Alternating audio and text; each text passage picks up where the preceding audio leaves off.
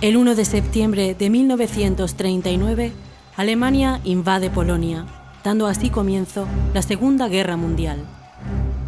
Los aliados se enfrentan a la todopoderosa maquinaria de guerra nazi bajo el mando de Adolf Hitler. Los ejércitos de Gran Bretaña, Francia, Estados Unidos, Rusia y China resisten frente al llamado Eje del Mal, asentado en las ciudades de Berlín, Roma y Tokio.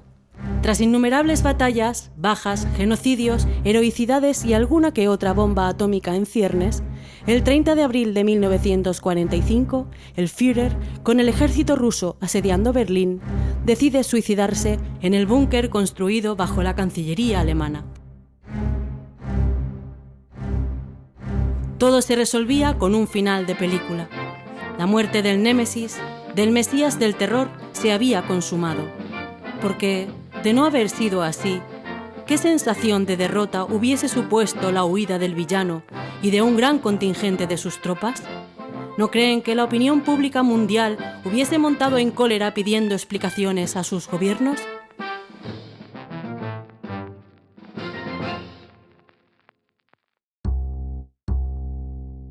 Si Sherlock Holmes levantase la cabeza, con ese no sé qué sé yo del instinto detectivesco que atesoraba, el vello se le habría erizado ante aquella versión oficial tan convenientemente perfecta, espolvoreada con brillantina de polvo de hadas y a lomos de un burro cojo disfrazado de unicornio.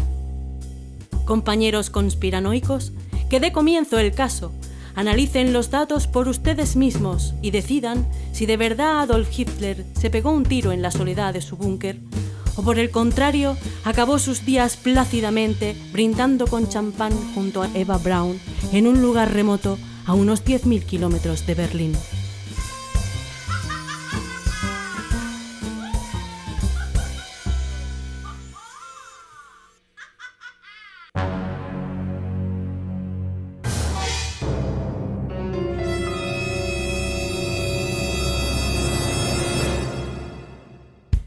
A los enemigos de los conspiranoicos se les hará la boca agua alegando que existen fotografías del cadáver de Adolf Hitler, que el ejército ruso inmortalizó al Führer sin vida y que prueba de ello están las publicaciones de prensa de la época.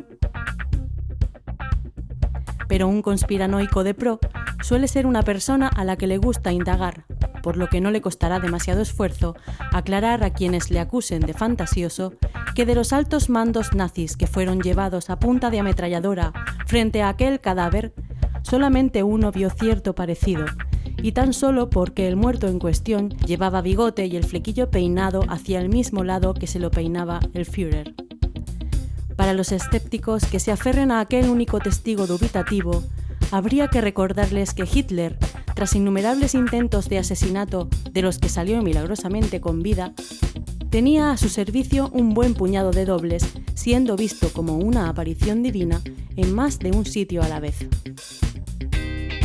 Pero si todo esto resulta poco contundente, y siendo consciente el ejército ruso de la existencia de dichos dobles, 2 soldados alemanes a las puertas del búnker donde supuestamente Hitler y Eva Braun se habían suicidado, les indicaron muy amablemente que en realidad los cadáveres de la pareja se encontraban liados en unas sábanas torpemente enterrados en el jardín trasero de la Cancillería.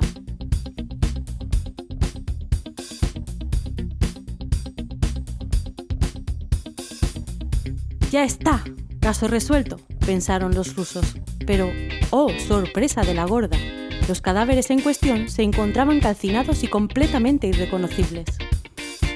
Ante tales adversidades y a la desesperada, fueron requeridos a punta de ametralladora los servicios del dentista de Hitler, quien pensó que el color blanco de la dentadura y la existencia de colmillos y muelas podía pasar como prueba de que aquel cadáver era el del Führer.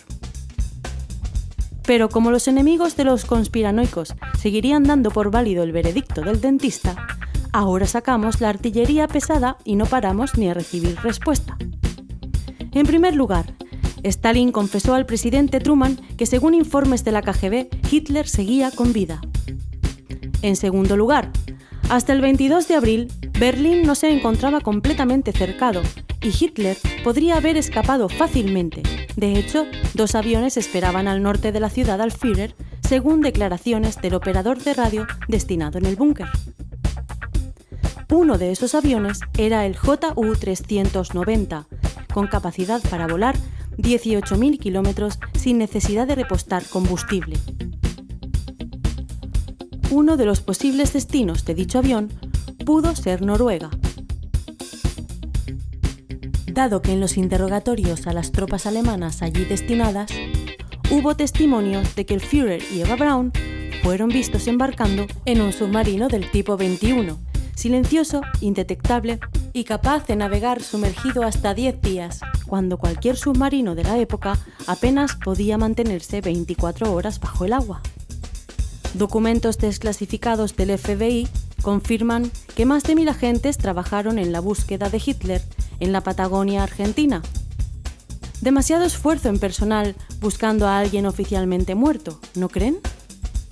Concluiremos este primer episodio de Si Hitler murió en el búnker a través de mi armario se llega a Narnia, diciendo que a día de hoy se sigue trabajando en Francia en el análisis del cráneo calcinado, que supuestamente perteneció al Führer, que no hay tumba oficial y que jamás se debe subestimar a una persona que demostró ser muy astuta, acostumbrado a eludir la muerte y probablemente el primer experto en propaganda publicista de la historia.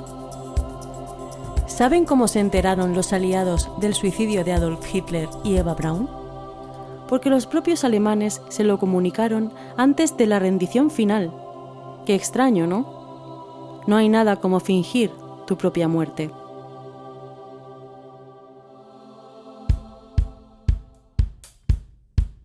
Nuevamente, los enemigos de los conspiranoicos alegarán con cierta ironía que incluso en el caso de que Adolf Hitler hubiese conseguido escapar de Alemania fingiendo su propia muerte, siendo el hombre más buscado del planeta, no habría conseguido encontrar refugio. Pero existe un detalle de suma importancia, desconocido para el público en general, que desmonta dicha conjetura y que les dejará la sangre helada, nunca mejor dicho, porque esta historia transcurre en las frías nieves de la Antártida.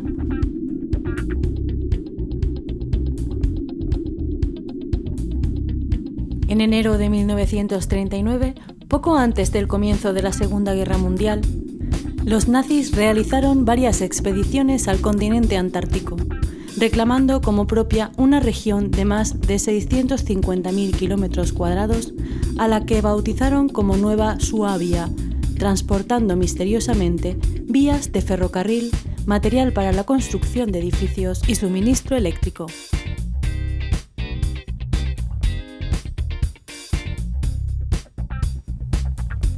En 1943, ya en pleno clímax de la Segunda Guerra Mundial, el almirante Karl Dönitz hizo dos declaraciones que cualquier conspiranoico no dejaría pasar por alto. Una de ellas fue: mis submarinos han encontrado un verdadero paraíso en la Tierra. Y la segunda, y definitivamente demoledora, rezaba: las flotas de submarinos alemanas han viajado al otro lado del mundo, construyendo una inexpugnable ciudadela para nuestro Führer. Si alguien nos va a rebatir que a pesar de que te escondas en la Antártida, sobre el hielo no se pueden sembrar patatas, les informaremos de que no toda la Antártida está cubierta de hielo, ni la temperatura es extrema en todo su continente, sin contar las declaraciones filtradas por marineros que formaban parte de los submarinos alemanes o el mismísimo explorador y almirante americano Richard Byrd, en las que se afirmaba que la Antártida cuenta con cavernas y zonas cálidas cubiertas por abundante vegetación. Cabe decir que los nazis tenían muy en presente el cuento de los 3 cerditos a la hora de construir sus bases, y no las hacían precisamente con paja. Un ejemplo de ello sería la base de submarinos de Brest, que se bombardeó hasta en 65 ocasiones por parte de los aliados, sin que se descorchara el estucado de las paredes ni se produjese una sola grieta en los 6 metros de espesor que daban forma al hormigón de su techo. Ya, ahora más de uno pensará que todo esto son habladurías y que el almirante Dönitz se echó un farol al hablar de aquella base inexpugnable, a pesar del gran número de submarinos, soldados, científicos y personal de alto rango desaparecido tras la Segunda Guerra Mundial sin dejar rastro. En ese caso, denme una explicación a los increíbles acontecimientos que paso a narrarles a continuación. Si entre los espectadores de este documental humorístico, pero basado en datos oficiales, se encuentra algún fan de la ciencia ficción de alta alcurnia, que prepare palomitas, porque la que se le viene encima les va a dejar los ojos como a un conejo deslumbrado por las luces largas de un vehículo en medio de la noche. Si los nazis no construyeron una superbase subterránea inexpugnable en la Antártida, ¿por qué razón Estados Unidos envió una flota bajo el mando del contraalmirante Richard Byrd a la Antártida? Compuesta ni más ni menos que por 2 portaaviones, 2 destructores, un submarino, más de 4.700 soldados de élite, petroleros, rompehielos, barcos de abastecimiento, etcétera, etcétera, etcétera. A dicha fuerza de combate se la denominó Task Force, y a la misión que debían desempeñar se bautizó como High Jump, o salto de altura.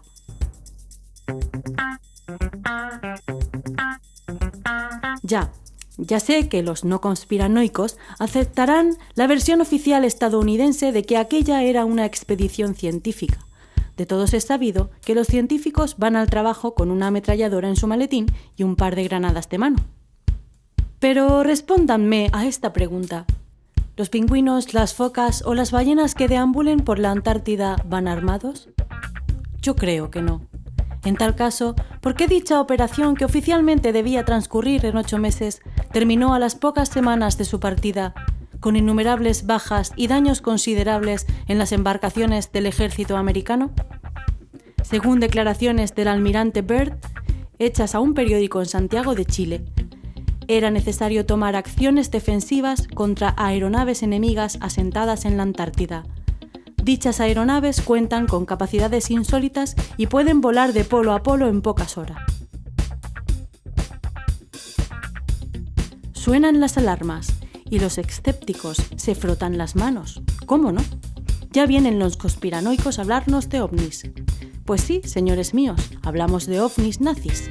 Quitando el hecho bien conocido de que llegamos a la Luna con tecnología y científicos alemanes al servicio de la NASA, deberían saber que a finales de la Segunda Guerra Mundial, la Luftwaffe ya contaba con el avión Horten 229, con forma de ala y con una velocidad y maniobrabilidad de vuelo inconcebibles. Pero el Horten era una hormiga si se le compara con el ambicioso proyecto de Rudolf Hieber, desarrollado en Praga, o científicos como Hans Kammler o Schiebers, que declararon haber participado en el desarrollo de aeronaves con forma de platillo, llegando a producirse 15 prototipos de dichos platillos volantes. Y de no ser esto cierto, ¿por qué razón Estados Unidos le encargó al general Patton capturar a toda costa las fábricas de tecnología avanzada nazi asentadas en Silesia? Pero duerman tranquilos. Según la rumorología conspiranoica, y aquí a falta de pruebas solo teorizamos, Estados Unidos, viéndose incapaz de expulsar de la base antártica 221 a los nazis, defendidos por los platillos volantes bajo el nombre de Reichsflugscheiben, los altos mandos estadounidenses decidieron lanzar bombas nucleares sobre la zona, provocando el agujero de la capa de ozono que hoy ondea sobre dicho continente. Y ya para concluir, insisto, si Hitler murió en el búnker, a través de mi armario se llega a Narnia.